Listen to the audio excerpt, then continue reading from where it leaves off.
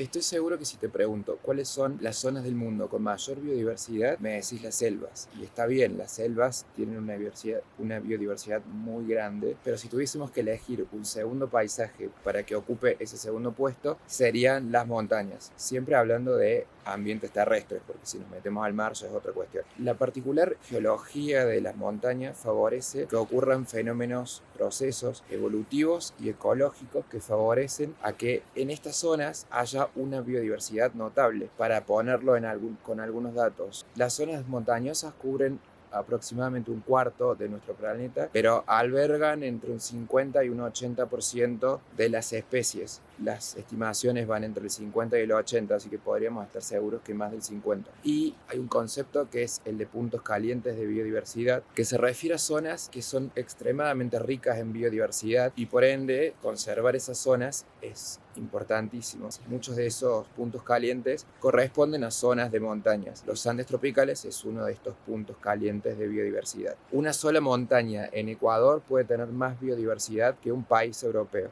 Yo voy a decir biodiversidad o diversidad. Son sutilmente diferentes, pero para el caso van a ser sinónimos. El primer factor es el factor ecológico y es un gradiente altitudinal. De la base de la montaña a la cima, como el clima va cambiando, hay diferentes grupos de especies que están adaptados a esos distintos climas. Acá, si nos bajamos, hacemos 2000 metros hacia abajo o quizás 1000, estamos en la Yunga, que es una selva exuberante y sorprende de la cantidad de verde y agua que hay. Y si subimos unos 1000 metros más, ahí ya tenemos todo pastizal de montaña. Y acá en esta zona no es ni uno ni el otro. Hay una vegetación un poco menos densa que en la selva, por supuesto, pero tampoco es un pastizal de altura como podríamos encontrar en la cima de estas montañas. Cada uno de esos ambientes se llama pisos altitudinales y cada piso tiene unas características ecológicas particulares que hacen que haya distintos grupos de especies que habitan en cada uno de esos pisos.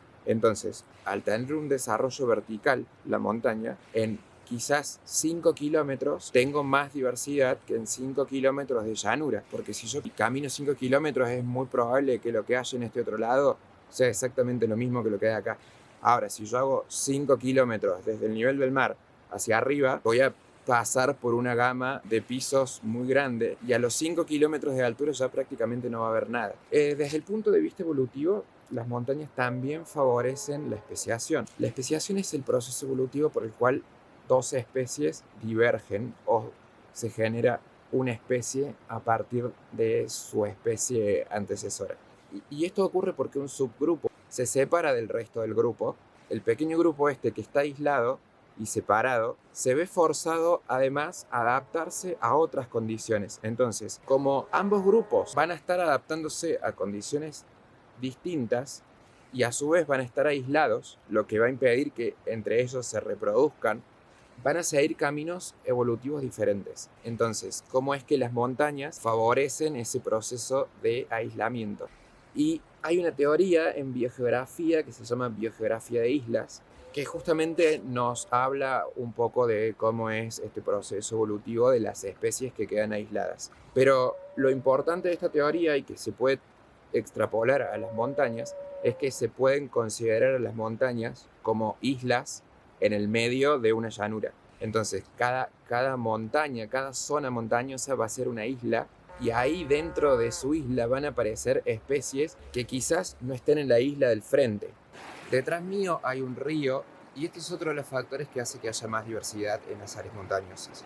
El relieve de las montañas y que tengan tantos recovecos y tantas quebradas y que de vez en cuando pase un río, lo que hace es, desde el punto de vista ecológico, genera más hogares para distintas especies. Este relieve tan intrincado de las áreas montañosas lo que hace es aumentar la cantidad de hábitats que están disponibles para distintas especies. Incluso fíjate que en la montaña hay manchas oscuras. Esas manchas oscuras son quebradas. Abajo de las quebradas se desarrollan bosques. Y eso es así porque dentro de la quebrada no da tanto el sol como sí da en las laderas más expuestas. Y ese verde claro es porque son pastizales. Esos pastizales están en donde pega el sol fuerte, en lo profundo de las quebradas, donde hay más humedad, porque generalmente también por una quebrada circula una corriente de agua, ya sea un arroyo o un río. Adentro de las quebradas hay más humedad, menos calor y menos insolación, o sea que pega el sol menos. Eso hace que el ambiente se seque menos, sumado a que si ahí hay cursos de agua, hay mucha más humedad disponible en esa quebrada que 200 metros más arriba. El último punto que te voy a mencionar también tiene que ver con esto que te mencionaba del gradiente altitudinal y de los pisos de altura. Los límites entre un piso y otro no son netos, hay una zona de transición. Y en esa zona de transición hay especies de ambos pisos, se cruzan las especies. Esa zona de transición se llama ecotono. En las áreas de ecotono, en las zonas de ecotono, yo voy a tener especies que corresponden a los dos pisos. Por eso también voy a tener más diversidad en las montañas, porque tienen esas áreas transicionales entre pisos, y esas áreas transicionales también aumentan la complejidad del hábitat. Y bueno, hasta acá una explicación muy por encima de por qué hay que tener en cuenta las áreas montañosas cuando hablamos de diversidad. Me está matando el sol, pero bueno, elegí una pésima hora para grabar.